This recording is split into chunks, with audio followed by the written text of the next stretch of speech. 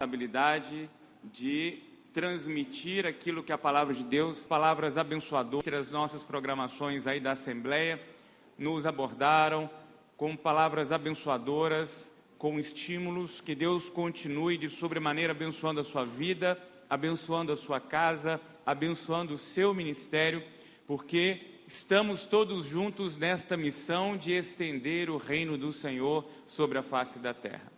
Então, meus queridos, se eu não os vê-los novamente até o céu, combinado?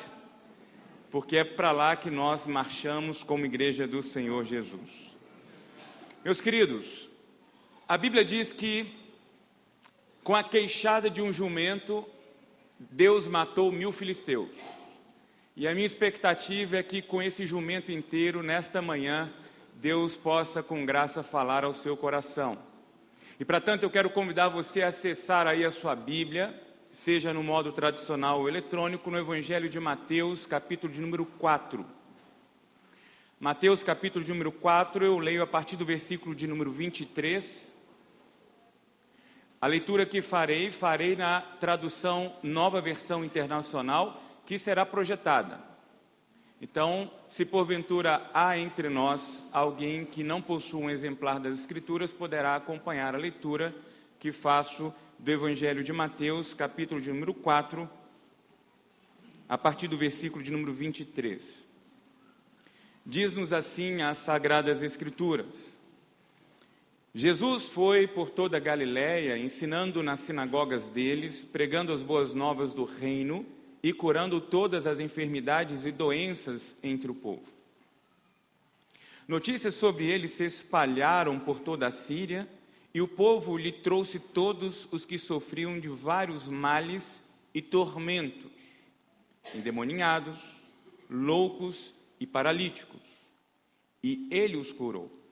Grandes multidões os seguiam, vindas da Galiléia, Decápolis, Jerusalém, Judeia e da região do outro lado do Jordão.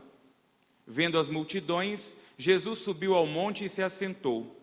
Seus discípulos aproximaram-se dele e ele começou a ensiná-los, dizendo: Bem-aventurados os pobres em espírito, pois deles é o reino dos céus. Bem-aventurados os que choram, pois serão consolados. Bem-aventurados os humildes, pois eles receberão a terra por herança. Bem-aventurados os que têm fome e sede de justiça, pois serão satisfeitos. Bem-aventurados os misericordiosos, pois obterão misericórdia. Bem-aventurados os puros de coração, pois verão a Deus. Bem-aventurados os pacificadores, pois serão chamados filhos de Deus. Bem-aventurados os perseguidos por causa da justiça, pois deles é o reino dos céus. Bem-aventurados serão vocês, quando por minha causa os insultarem, perseguirem e levantarem todo tipo de calúnia contra vocês.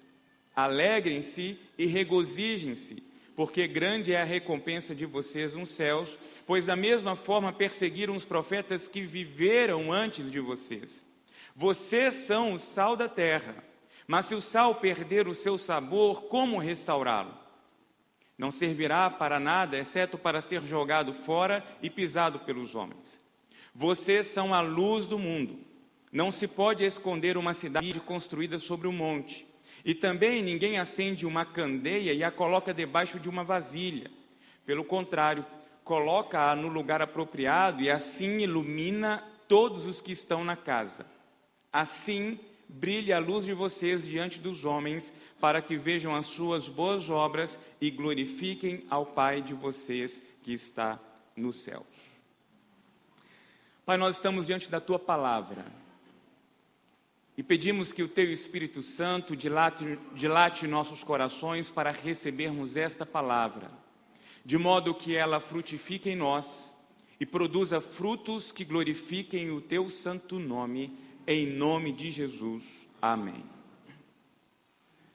Meus queridos, desde sexta-feira, quando iniciamos o ajuntamento das igrejas batistas da região do Vale do Aço, quando nos debruçamos sobre a palavra de Deus, o meu propósito foi gerar no coração de cada um dos presentes a consciência da responsabilidade que nós possuímos como igreja de Cristo Jesus, de sinalizarmos os valores do reino de Deus aonde estivermos. E o meu desejo, nesta última reflexão da série, é apresentar a você, reforçando aquilo que nós trabalhamos aqui desde sexta-feira, conceitos e valores que nos estimulem de modo prático a sinalizar o reino de Deus a partir da nossa casa, estendendo-se à nossa cidade, o nosso estado, o nosso país e o mundo.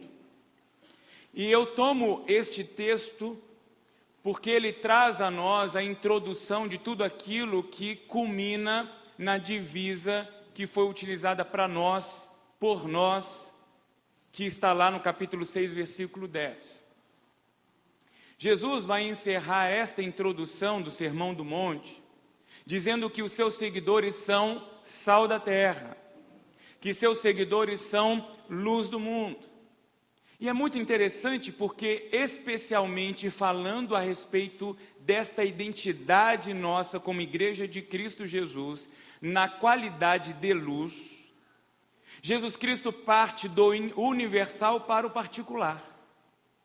Ele diz que a luz, ela ilumina o mundo. Mas ele vem demonstrando que ela parte do mundo e ela alcança uma cidade, ela alcança uma casa, de modo que aquela luz que veio iluminando o mundo ilumine todos os que estão no recinto da casa. E eu faço questão de destacar isso, porque está implícito no texto, por não acreditar que necessariamente, pelo fato de nós evangélicos aumentarmos em número, que necessariamente o mundo há de melhorar. Aqueles que estiveram aqui ontem ouviram o momento em que eu disse que, na verdade, os números vão indicar o contrário, que o crescimento dos evangélicos, especificamente no Brasil, não gera de modo direto uma consequência de aumento de números de atos de justiça e de amor na nossa sociedade. E eu mencionei exatamente ontem que, segundo a ONU, a taxa de homicídios no Brasil cresceu 21,9%. Enquanto, do outro lado, o IBGE nos presenteou este ano com a informação de que nós, evangélicos, hoje somos 30% da população brasileira, algo em torno de 60 milhões de pessoas. E mencionei ontem, reforço hoje, que para alguns ser motivo de vibração, pessoalmente, para mim, é motivo de vergonha. Porque como pode um movimento que se diz submisso aos valores do reino crescer habitando o mundo, não gerar no mundo transformação? Tem alguma coisa errada. E só para vocês terem ideia do que nós estamos falando em termos de percentual de crescimento apresentado pela ONU, de 21,9% de criminalidade, e especificamente falando aqui de homicídios, eu quero que você olhe o próximo slide, que é o mapa mundi. O Brasil está destacado em vermelho. E você começa a observar de maneira abrangente outros países destacados na cor azul. Obviamente não dá para você sentado fazer o cálculo, mas eu afirmo para você que os países destacados na coloração azul são, no total, 150 países. E sabe o que este mapa está indicando para nós? Que o número de homicídios no Brasil é igual ao número de homicídios desses 150 países. E nós estamos falando que no Brasil temos exatamente o número de 55.574 homicídios contra 55.525 homicídios nesses países.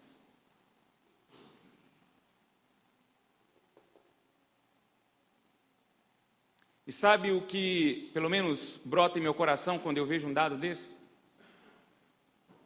E perdoe-me antecipadamente o pessimismo, mas a impressão que eu tenho, olhando para frente e pensando como apresentado aqui pelo pastor Wilson, a minha geração, hoje representada por meu filho de 5 anos de idade, é saber com dor no coração de que o mundo não vai melhorar. E eu sei que no seu coração, ouvindo e recebendo esta mensagem, você diz assim: poxa, pastor, não era isso que eu queria ouvir. Mas eu não posso, meu querido, ocupar este espaço, tendo diante de mim a Bíblia, e do outro lado as informações que, convivendo no mundo, obtenho, macular a verdade para simplesmente trazer um consolo audível aos seus ouvidos e fazer com que você saia daqui pseudo-consolado, mas vá para a vida ser esbarrado pela dinâmica da vida e por esses números que em algum momento esbarram em você ou na sua casa.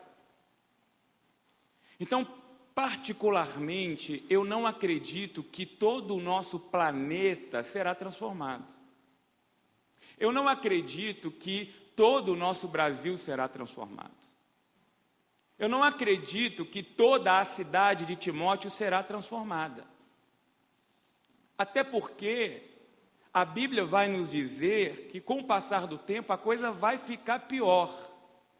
Veja o que nos diz Mateus capítulo 24 projetado. Quando ouvirem falar de guerras e ameaça de guerras, não entrem em pânico. Serão notícias comuns, não são um sinal do fim. Haverá cada vez mais guerras entre as nações e conflitos entre os líderes. Em vários lugares haverá terremotos e fome, mas tudo isso é nada comparado com o que está por vir. Tudo irá de mal a pior. Será o reino do mal, um destruindo o outro, todo mundo odiando todo mundo.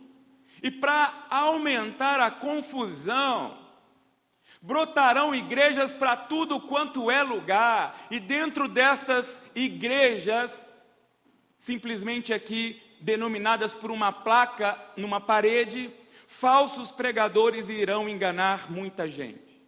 Meus queridos, quando eu leio isso, parece que eu estou lendo a notícia dessa semana. Mas sabe o que nós acabamos de ler? Nós acabamos de ler as palavras de Cristo Jesus há mais de 2000 anos atrás. E é por isso que, tendo contato com o texto sagrado, caminhando de mãos dadas com Deus, e de olhos abertos àquilo que tem acontecido ao meu redor, eu não consigo, me perdoe, e falo isso com tristeza, com o coração quebrado, eu não consigo visualizar melhoras. Meus irmãos, nós avançamos em termos tecnológicos. Outro dia, para você conversar com alguém, você ficava agarrado numa parede. E aí eu lembro, eu era moleque ainda, na minha casa, meu pai trancafiava o telefone, porque porque telefone naquela época, gente, não é igual agora, tá bom? Você vai falar assim, não, que pai terrível, trancafiar um telefone. Mas naquela época você pagava para receber ligação e você pagava para ligar. E não era centavos. Telefone naquela época, você negociava telefone com apartamento. Eu sei que essa juventude está parada, pensando assim, meu Deus do céu, isso é o fim do mundo. Isso já aconteceu. E meu pai trancafiava, e como um bom brasileiro, eu descobria que se eu apertasse aquela teclinha, aí, ó, quem riu sabe o que eu estou falando, equivalia exatamente a você fazer isso aqui, ó. Eu sei que os jovens não estão entendendo absolutamente nada. Você não vai conseguir decodificar isso aqui, tá?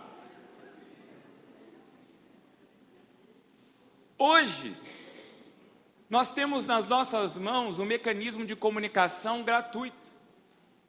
WhatsApp praticamente destronou o império telefônico no mundo. Eu lembro, eu trabalhava, antes de ir para o seminário, eu trabalhava na antiga Telemix celular. E eu lembro a primeira vez que eu vi uma mensagem de texto ser trocada entre 2 aparelhos. Aquilo para nós foi uma maravilha. E olha onde que nós estamos. De vez em quando um juiz aí manda travar o WhatsApp. Aí tem gente com o telefone na mão e que não sabe que o telefone liga. Só acha que o telefone troca o WhatsApp. Mas olha que coisa linda. Você está aqui hoje, o Teco está lá no Japão, eu consigo falar de graça com o Teco. Olha onde nós chegamos. Avanços na comunicação e na tecnologia. Isso é coisa linda. Só que de um outro lado, nós vamos ter acesso a informações como recentemente distribuído pela ONG Oxfam, resultado de um estudo que revela, olha o que este pessoal descobriu, que a fortuna acumulada dos 8 homens mais ricos do mundo, a fortuna dos 8 homens mais ricos do mundo é equivalente ao patrimônio de 3,6 bilhões de habitantes na Terra. E eu fiz questão de colocar essa Kombi aí para dizer para você que os habitantes desta Kombi possuem sozinhos o patrimônio da metade da Terra.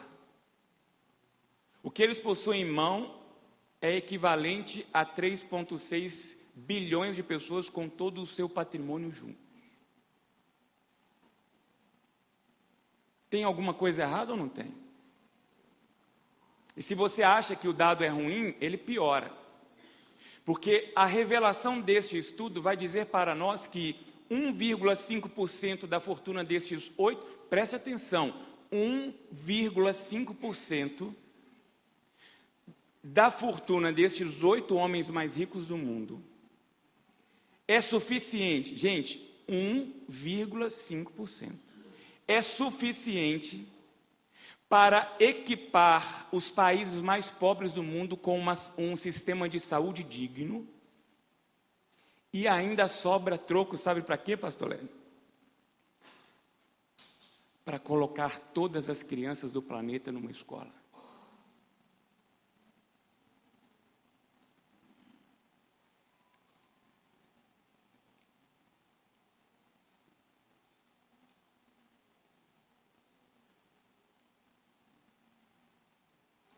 Não tem como a gente estar diante de um negócio desse e o nosso coração não doer.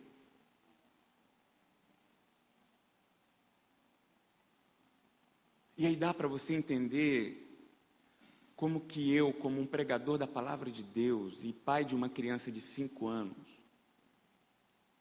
o que passa no meu coração chegar aqui e dizer para você o seguinte: olha, eu não consigo, com base nisso tudo, acreditar que o mundo vai ser transformado.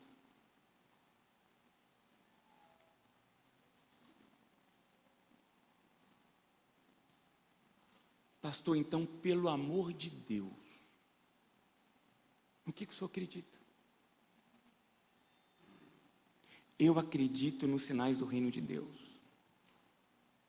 Eu acredito em ilhas de justiça. Eu acredito em lares restaurados. Eu acredito em ambientes de comunhão. Eu acredito em ambientes de fraternidade. Eu acredito em movimentos de solidariedade. A visão mundial, talvez a nomenclatura para você soa como algo familiar, é uma das maiores organizações humanitárias cristãs que nós temos no mundo. E isso provavelmente alguns daqui já sabiam. Agora, o que provavelmente muitos daqui não saibam é que no corpo funcional da visão mundial há muçulmanos trabalhando. Isso para mim é ilha de justiça. Isso para mim é a marca profética de que é possível, sim, cristãos e muçulmanos darem as mãos em prol da paz, em prol da solidariedade, em prol do bem comum. Nisto eu acredito. Eu acredito também que estão espalhados sobre a face da terra filhos do reino de Deus. que há espalhado sobre este terreno apodrecido pela maldade, pela injustiça, pela desigualdade, ajuntamentos fraternos dos filhos de Deus, que seja apenas numa casa, mas ali estão, conforme nós acabamos de ler, os iluminados pelo Evangelho do Senhor Jesus. E quem são esses iluminados para nós? São aqueles que acolheram o reino de Deus e que conseguiram compreender que o acolhimento do reino de Deus é fazer aonde nós estivermos, quer comendo ou bebendo, ou fazendo o que for, fazer daquele ambiente, daquele movimento, um ambiente e um movimento onde a vontade de Deus prevaleça. Lembra das palavras do apóstolo Paulo lá em Romanos capítulo 14, citado inclusive pelo Antônio aqui para nós? O reino de Deus não é só comida e bebida. E o que tem de pessoas acreditando que o reino de Deus é você, como ouvimos ontem, bater na porta do céu e ficar pedindo para Deus te socorrer nos seus caprichos pessoais.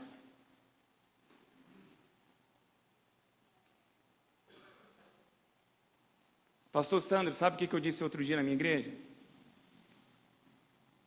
Se nós teólogos nos reuníssemos e chegássemos à conclusão de que não existe céu nem inferno, Teco, quantos membros voltariam nas nossas igrejas no domingo seguinte? Quantos, pastor Hélio? Retornariam no domingo seguinte para adorar a Deus a despeito da existência de um negócio chamado céu e inferno? Porque, meus queridos, o que tem de gente dentro da igreja só para fugir do inferno, nem que entre chamuscado, mas o importante é entrar no céu.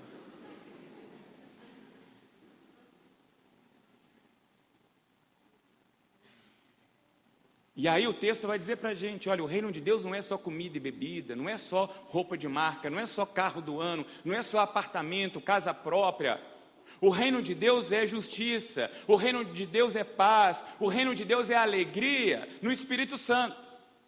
O reino de Deus é, a despeito de onde você mora, você contemplar a presença do Espírito Santo de Deus na sua relação conjugal, na sua relação com seus filhos. Eu tive a oportunidade de morar em Brasília e conhecer uma família. Aqueles que têm dimensão de área construída vão ficar escandalizados em ouvir que eu tive a oportunidade de entrar numa casa de 5.000 metros de área construída.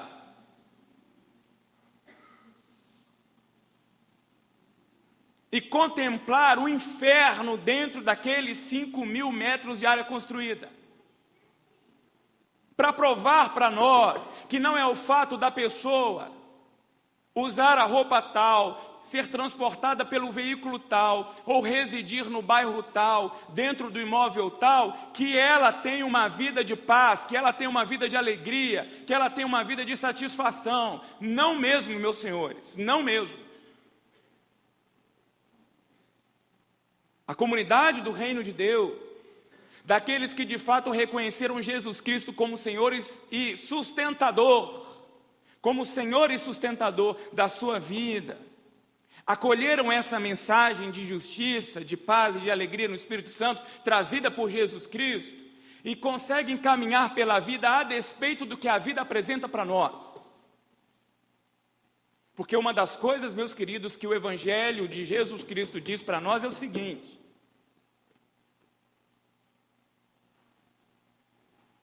no mundo, vocês vão ter aflição. Isso é garantia para a gente. Esse negócio de ficar subindo o monte, porque na Bíblia, para mim, o monte é o ambiente da atuação do diabo. É lá no monte que é oferecido troca e barganha para Jesus Cristo, para que ele se renda, para que ele então salte. Eu digo que para subir monte, descer monte, tem uma coisa extraordinária: a batatinha da perna ficar rígida.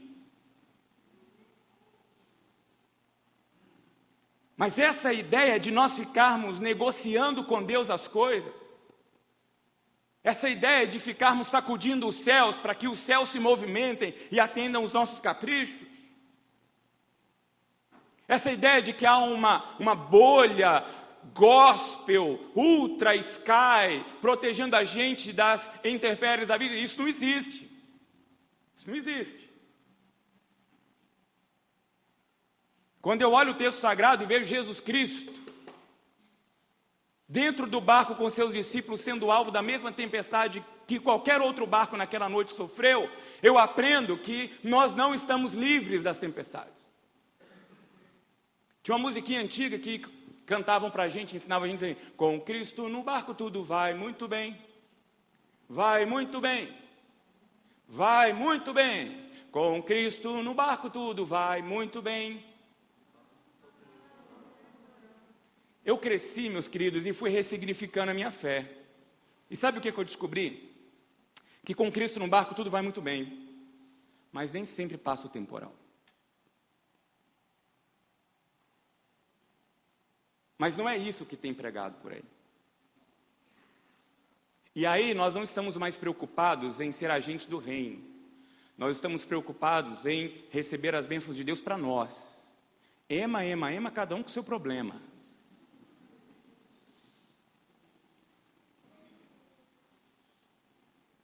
De acordo com o texto que nós acabamos de ler, Jesus Cristo diz que a comunidade do reino é composta dos pobres de espírito, daqueles que tiveram as suas consciências transformadas,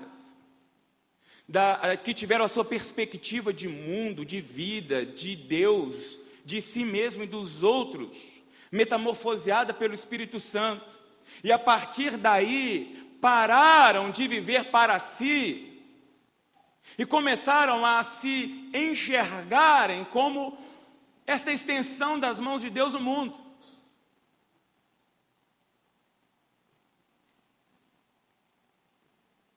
Outro dia eu recebi no meu WhatsApp uma imagenzinha que circulou, e certamente você recebeu. Vamos parar todos os evangélicos e vamos orar meio-dia pelo Brasil.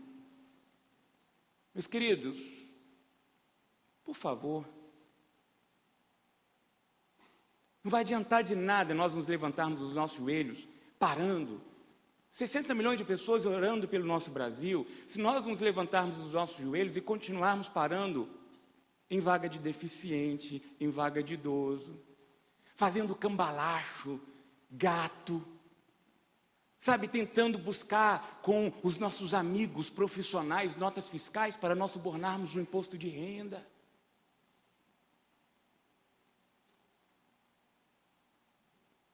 Percebe? Está na hora da gente parar de ficar brincando de ser crente. Está na hora de nós sermos sacudidos e de nos despertarmos desta sonolenta e quase ad eterno postura medíocre, de ficarmos reclusos dentro de um ambiente confortavelmente insensíveis com aquilo que está acontecendo, às vezes dentro da nossa casa, na nossa família. E o que nós temos dito aqui é que não tem mais espaço para blá blá blá, está todo mundo cansado, porque eu vou sintonizando, eu nem ouço mais rádio, porque eu vou sintonizando rádio a cada 3, 5 são evangélicas. Aí você vai na televisão, você vai passando a cada 2 canais, um canal evangélico. Então, ninguém, sabe, precisa mais a gente ficar abrindo e ficar com discursos, proliferando palavras. O que o mundo precisa é de gente autenticamente transformada pelo Espírito Santo de Deus, transformando este mundo. Porque nós temos nas nossas casas pessoas que estão caminhando para o inferno, e nós não estamos nem aí para isso. E não é, meu querido e minha querida, uma postura de se ajoelhar e orar, mas é de levantar e fazer diferença. É no silêncio fazer diferença, é na postura. Eu digo isso para a minha igreja, esse negócio de vamos orar para acabar com a fome do mundo, não ore, preste atenção nisso, não ore pedindo para que a fome do mundo cesse se a sua despensa está com comida. Porque não vai cair cesta básica do céu. Você é a resposta. Nós somos a resposta. Como? Versículo de número 7, sendo misericordiosos. A expressão misericordioso utilizada por Cristo Jesus aqui é belíssima, porque o significado dela é de um ventre materno que acolhe vidas. E Jesus vem dizer que aqueles que genuinamente foram transformados pelo Evangelho da Graça, trazem no seu ventre o necessitado. Versículo 4, o que chora. Versículo 5, humilhado. Aquele que tem fome e sede de justiça. Aquele que é usurpado. E é usurpado exatamente porque mantém o seu coração puro. Não foi essa a crise de Asaf? Poxa, mas de que está valendo eu manter o meu coração puro, ser um empresário puro, ser um profissional público honesto, se no final das contas está todo mundo surrupiando e se beneficiando, e eu aqui como um bobo? E aí ele entra no templo e tem um diálogo com Deus, e aí sai de lá compreendendo que a nossa vida não se resume a isso aqui. Esta ideia hedonista, isso é do diabo. Porque se você tem a oportunidade de vez por outra, sendo convidado, sem o prazer, mas noticiado pela vida do falecimento de algum amigo ou ente querido, e vai num ambiente de sepultamento, pessoalmente, quando eu ando pelos cemitérios, eu faço questão de ler as lápides contendo o nome, e uma coisa que sempre me impressionou desde pequeno, era 2 datas divididas por um tracejado. O dia em que a pessoa entrou e o dia que a pessoa saiu da vida, resumida com um tracejado. Ali tem tudo, história, sonhos, sonhos realizados, sonhos não realizados, legados. Um tracejado, é um tracejado. Nós somos como uma neblina que agora existe, daqui a pouco não existe mais. E de acordo com Jesus Cristo, essa comunidade do reino, ao trazer essas pessoas no ventre, elas se tornam sal e luz no mundo de trevas e putrefado. Porque, meus queridos, eu não sei se você já parou para pensar nisso, mas por que Jesus veio dizer que eu e você, transformados pelo Espírito de Deus, somos sal e luz do mundo? É porque ele disse, afirmando com isso, de que o mundo é um ambiente podre, de que o mundo é um ambiente em trevas. Mas pastor, como que eu vou saber que o mundo é um ambiente em trevas e que o mundo é um ambiente podre, putrefado? Simplesmente porque no próprio texto, e traduzindo para a nossa linguagem, o mundo está cheio de gente que sofre. Sofre porque é alvo da desigualdade, sofre porque não tiveram simplesmente oportunidades. Mencionei aqui ontem, de que nós trabalhamos com alguns braços sociais, e um desses braços nós tivemos a oportunidade de conhecer um projeto de catadores de papéis. Gente de bem, que cria filho catando papel para ganhar no final da semana 150, 180 reais. E que tinham todas as, entre aspas, razões para ir para o crime. Afinal, poxa, o governo rouba, por que eu não posso roubar? Então, como que eu sei disso? Como que eu sei que o ambiente está podre, está em trevas? Porque o mundo está cheio de endemoniados, cheio de gente pobre, cheio de gente humilhada, cheio de gente sem vez e sem voz. Mas olha, louvado seja o nome do nosso Senhor, porque mesmo no meio de tudo isso, nós temos homens e mulheres sensíveis à voz do Espírito Santo de Deus, e que se ofereceram como ventres para acolher os necessitados, ventres imaculados, que respondem o mal com o bem, pessoas que carregam em si a identidade do reino de Deus, que viram a outra face, que caminham a 2ª milha, e que pagam um preço altíssimo por perdoar, simplesmente por ser aquilo que é esperado de nós como agentes do reino de Deus. Agora, o que tudo isso tem a ver com a gente? E o que tudo isso aqui diz para a gente?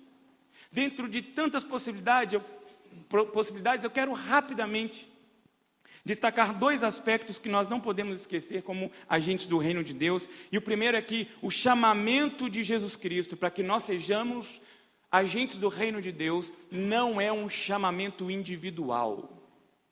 O chamamento de Cristo Jesus para o seu povo é um chamamento coletivo. E por que eu estou dizendo isso? Porque o chamamento de Jesus Cristo não é para que nós levantemos as nossas mãos, aceitemos Jesus Cristo e a partir daí tenhamos o céu se movendo para atender a minha demanda, os meus caprichos, Não é mais uma questão entre mim e Deus. Agora é uma questão entre nós, o mundo e Deus. É coletivo. Meus queridos, gravem isso. A agenda do reino de Deus vai muito além de uma mera convocação de nós pertencermos a um movimento denominacional e nos tornarmos, como aprendemos aqui nesses dias, uma igreja cujo conceito é pessoas que se converteram e saíram do mundo e que, se pudessem, nunca mais voltariam para o mundo, mas tem que ir para lá trabalhar. É a saga do pecado. Mas olha, vão lá e trabalham e voltam rapidinho para onde? Voltam rapidinho para os seus templos.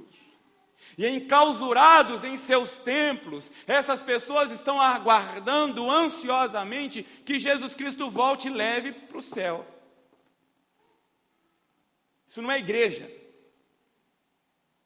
Igreja, como nós aprendemos aqui, é ser parte deste mundo humanizado como gente, gente como a gente, e lá andar na contramão deste mundo sistema, cujos valores estão aí, corrompendo pessoas.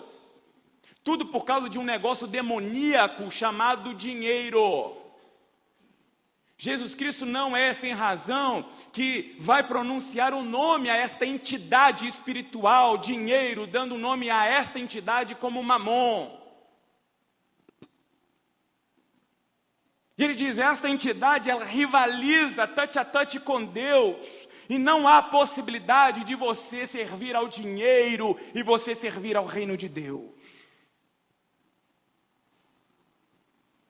Eu não tenho aqui, mas eu quero que você imagine um copo descartável no chão. Se você for uma pessoa educada, você vai pegar este copo, atraído pela sujeira, e vai direcioná-lo ao lixo. Mas isso não mexe no seu coração. Agora, se você estiver nesse agrupamento de pessoas e visualizar uma nota de R$100 no chão... De 2 é complicado, é porque tem um pessoal que tem bico de papagaio, vai sair mais caro o remédio do que a nota de 2. Mas vai dar cotovelada de um lado, vai dar bicudo do outro, porque é R$100. É verdade ou não é? Sabe por quê? Porque o dinheiro nos seduz. E é por causa do dinheiro que nós estamos vivendo essa desgraça no mundo. Por causa disso.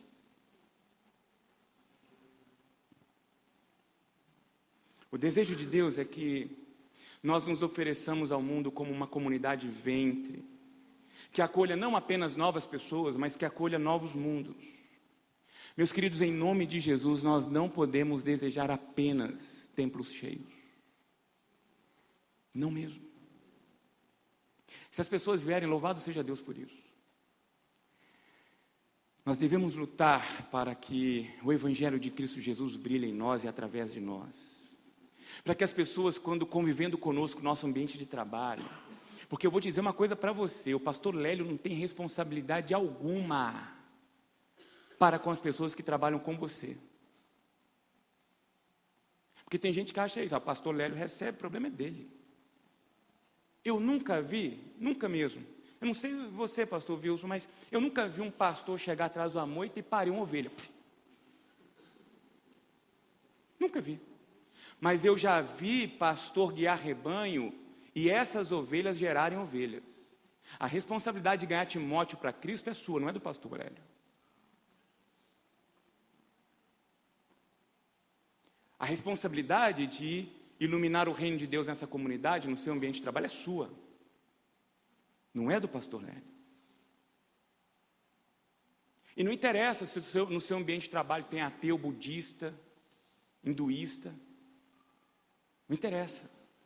Você tem que ir lá sinalizar o reino de tal modo que essas pessoas, convivendo com você, olhem para você e falem assim, tem alguma coisa diferente.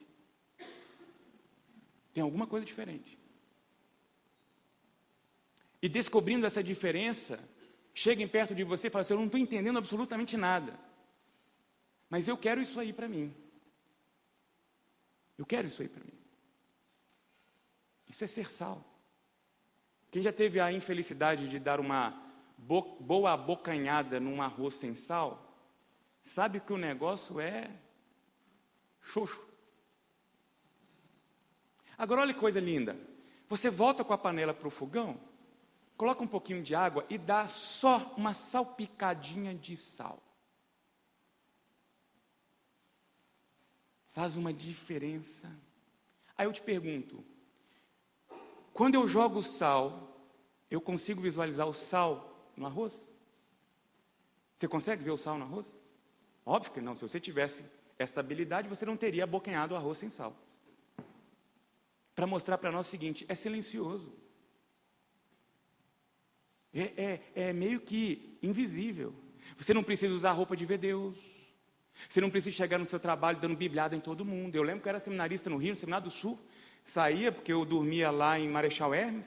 Pegava aquele trem, 5 e pouca da manhã, caindo de sono. E aí tinha um filho de Deus, porque Deus tem cada filho, pastor. 5:30 da manhã, mandando todo mundo do vagão para o inferno. Gente, eu era seminarista. Eu desejava a morte daquele camarada. Falava, Deus leva esse infeliz agora. Para onde eu não sei, mas tira ele daqui. Porque eu quero dormir. O infeliz está aqui com a Bíblia aberta, me mandando para o inferno. Eu quero ir para a cama, eu não quero ir para o inferno. E aí nós vamos entender porque que o mundo, sabe, está cansado. Porque está faltando autênticos agentes do reino de Deus. É isso. E o segundo e último aspecto que eu quero destacar diz respeito a essa beleza da figura do misericordioso que Jesus coloca aqui. E aí ele vai citando o profeta Oséias dizer em Mateus 12, se vocês soubessem o que significam essas palavras, desejo misericórdia, não sacrifício, vocês seriam mais sensíveis à necessidade do outro. Para Jesus Cristo, aqueles que ainda não romperam uma vida egocêntrica e não são capazes de chorar pela necessidade do outro, são pessoas que ainda não foram alcançadas pelo Evangelho da graça de Cristo Jesus. Porque o Evangelho da graça, quando nos alcança, dá em nós uma sensibilidade para aquilo que, estando no mundo e que não pertence ao reino de Deus, maltratando vidas, homens, mulheres, casais, filhos, crianças, idosos. Meu querido e minha querida, se você não for capaz de chorar por essa cidade, como Jesus Cristo chorou por Jerusalém, se você não for capaz de chorar pelo Brasil, com esse caos que nós estamos vivendo, se isso não te incomoda, se você não for capaz de chorar sobre a sua família, sobre a sua casa, me perdoe, mas você ainda não experimentou do Evangelho da graça de Deus. Outro dia eu soube de um colega pastor que estava no gabinete e recebeu uma visita de uma profetisa da cidade. Aí a profetisa chegou lá, pastor, audiência com o senhor, tal, chegou, entrou, pastor, eu vim trazer uma palavra profética de Deus para você. Pois não, minha irmã, é de Deus, eu tenho que escutar, né? Deus mandou dizer que essa cidade será destruída por causa do pecado dela, e vai ser breve, viu, pastor? Aí ele olhou para ela e falou assim, minha irmã, me desculpa, mas isso aí não é recado de Deus, não. Que isso, pastor? Quem é o senhor para duvidar que isso aqui é a palavra de Deus? Ele olhou para a cara dela e falou assim, minha irmã, se isso fosse palavra de Deus, a irmã teria me contado essas palavras com lágrimas nos olhos.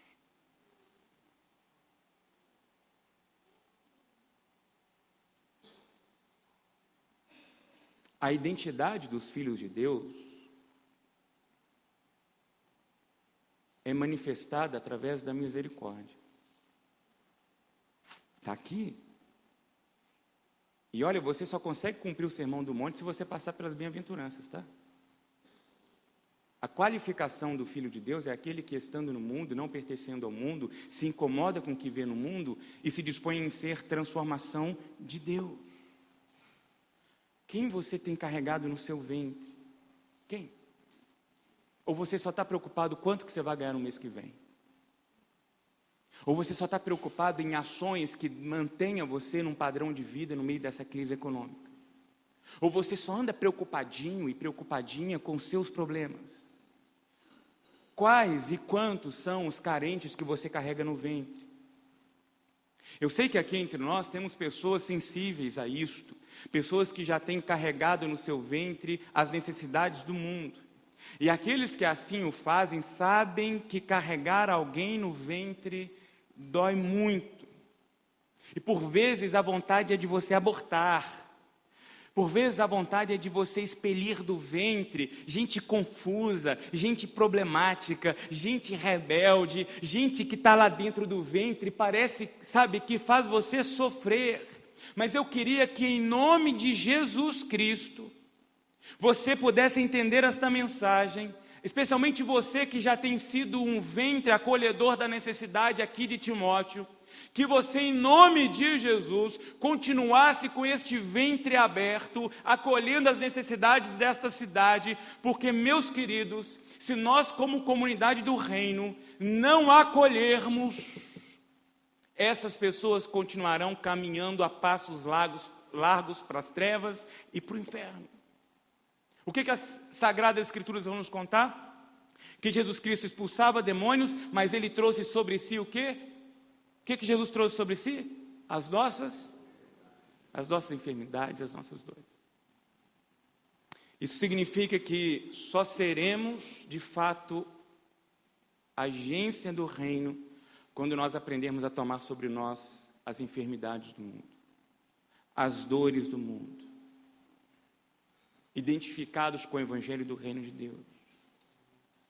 A igreja, portanto, meus queridos, essa comunidade que mistura no mesmo ambiente os pobres de espírito, os misericordiosos, os puros de coração, mas no mesmo ambiente tem os miseráveis, tem os sofredores, tem os famintos, tem aqueles que têm sede de justiça. Ah, mas pastor Daniel, isso é desconfortável demais. E quem disse que não é? Quem disse que não é? A nossa igreja acolheu um dependente químico. Assim que eu cheguei, 6 meses de ministério, a igreja em 30 anos disse que nunca havia acolhido um marginalizado. E nós acolhemos e sustentamos uma casa de recuperação para dependentes químicos, um jovem durante um ano. E meus queridos, não foram 1, 2 ou 3 vezes que no conforto da minha casa, eu recebi um telefonema da casa lá em Mateus Leme. Pastor, o Lucas está lá na estrada e está querendo ir embora, abandonar o tratamento.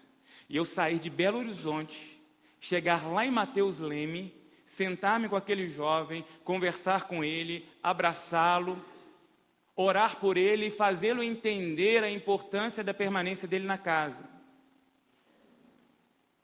E isso várias vezes. Lucas saiu, me decepcionou, me magoou. Mas eu costumo dizer o seguinte: se você quer um lugar onde você não saia machucado, morra e vá para o céu. De vez em quando alguém me procura, pastor, minha igreja tem problema. Você quer uma igreja sem problema? Eu vou orar, Deus leve em nome de Jesus. Porque o único lugar que não tem problema é no céu. E não vem atrás de mim e nem procura a igreja que, pela graça de Deus, estou pastoreando. Porque pela bondade de Deus, nós temos lá aprendido a acolher entre nós viciados, depravados, sofredores, pobres, sem juízo. Então, nesta minha última palavra, eu quero encorajar você a que, já sensível à voz de Deus, tem carregado no seu ventre as dores das pessoas que aqui citamos, que você mantenha o seu ventre imaculado e que, em nome de Jesus, as pessoas com as quais você tem sensibilizado, dedicado a sua vida, sintam através de você o impacto do reino de Deus. Sabe por quê, meus queridos? O que o diabo mais quer, esse é o sonho do diabo, é que nos tornemos sem sabor neste mundo putrefado. O que o diabo mais sonha é que nós sejamos velas acesas dentro dos templos. É isso que o diabo quer. Mas que, em nome de Jesus, fortalecidos pelo Espírito Santo, nós possamos crer na promessa bíblica que diz que aqueles que semeiam com lágrimas voltarão com cantos de alegria.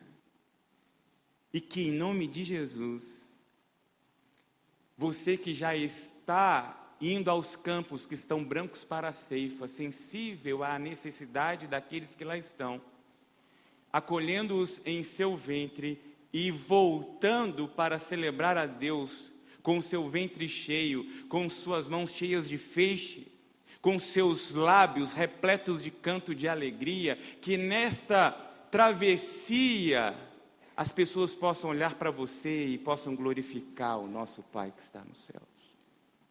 Que isso aconteça em nós, que isso aconteça entre nós, que isso aconteça através de nós, para o nosso bem, mas acima de tudo para a glória do nosso Deus.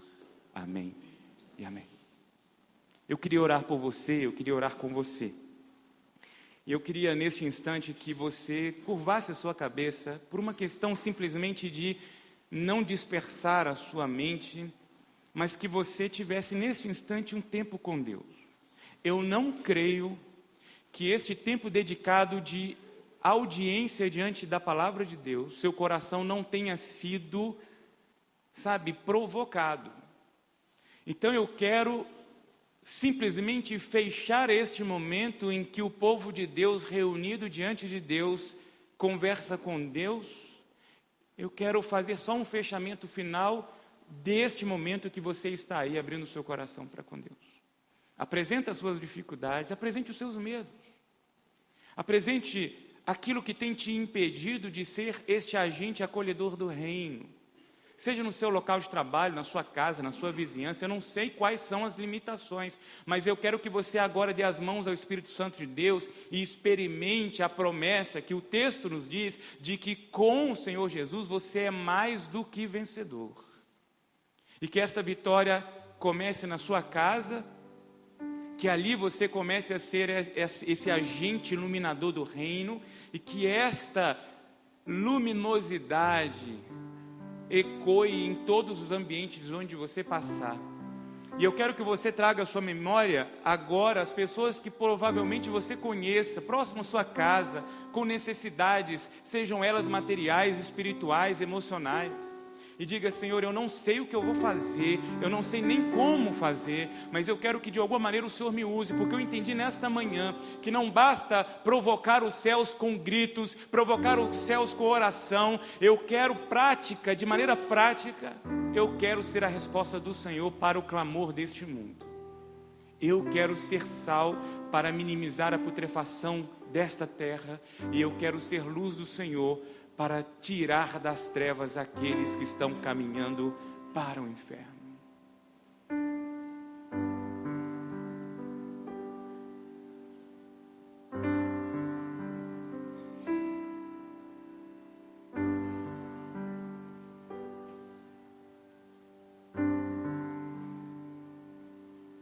Quando eu chorei e as lágrimas caíram, o coração pesado se tornou. Fiquei ali sozinho no silêncio. Você chegou, então me abraçou. O seu amor levou-me até as montanhas, me fez voar planando pelo mar. Foi ali no alto dos seus ombros que eu aprendi. Sou forte pra lutar.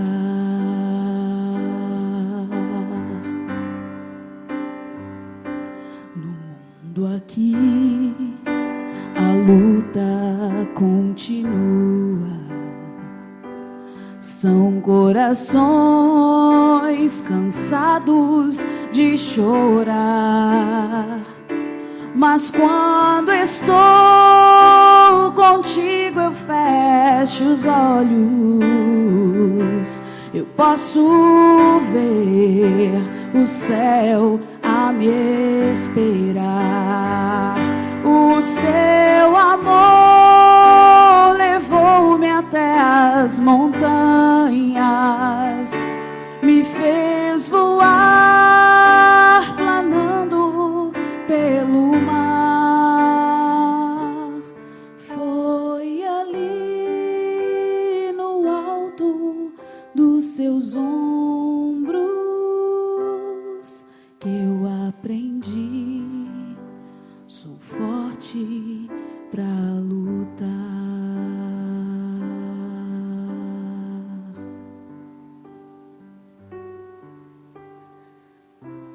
Pai, que tudo isso que nós ouvimos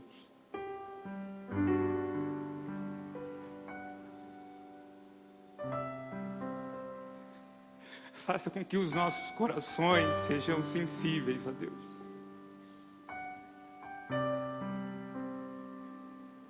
Porque nós não podemos passar por esta vida seduzidos pelos caprichos desta vida, cegos para com aquilo que tem acontecido ao nosso redor.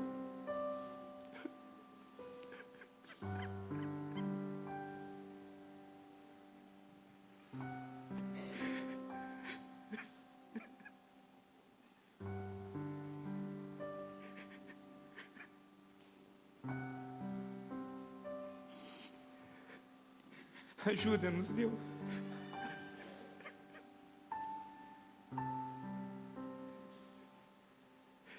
Ajuda-nos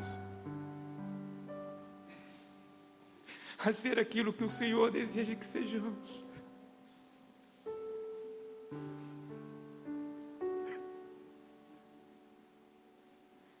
Pai, segundo o teu coração, cônjuge segundo o teu coração, filho segundo o coração do Senhor, para que a partir da nossa casa, a nossa família conheça o Senhor. E quando a nossa família for para o mundo, no mundo, aonde estivermos, possamos fazer a diferença. Porque o que machuca mais, ó Deus, não é ver a voz da maldade se proliferando. O que dói é ver o silêncio daqueles que contemplam o Senhor, que tem o Espírito Santo do Senhor, calados, refugiados dentro de templos,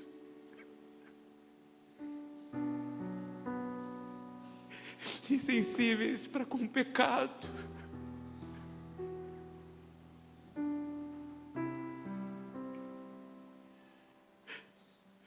Que hoje, ó Deus, que a partir de hoje, o teu Espírito possa sempre tocar no nosso ombro e nos lembrar quem somos nós. Diga, nós somos povo do Senhor. Nós somos povo do Senhor.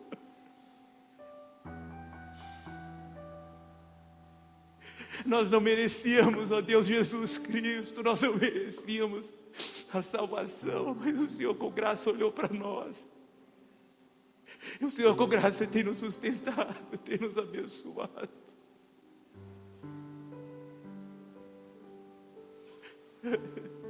Desperte, ó Deus, o teu povo desse sono.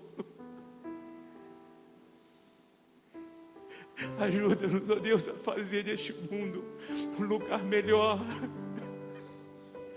para nós, mas acima de tudo, para que o povo criado pelo Senhor reconheça o Senhor como Pai. Ajuda-nos nessa missão, ó Deus. Ajuda-nos nessa missão. E que o Senhor acolha na tua presença cada oração feita neste lugar. E que o teu Espírito Santo visite cada coração aqui.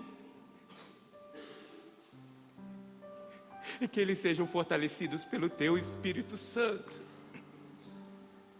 E saiam daqui cientes de que são um exército do Senhor.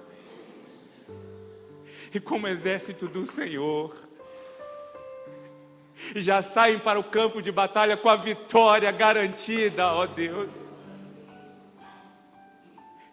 que nós possamos sair daqui não mais com a cabeça baixa como derrotados, mas que saiamos daqui de cabeça erguida, entendendo que nós somos a resposta para este mundo. Ajuda-nos, ó Deus, nisso, em nome de Jesus, ajuda-nos nisso. Amém, amém e amém.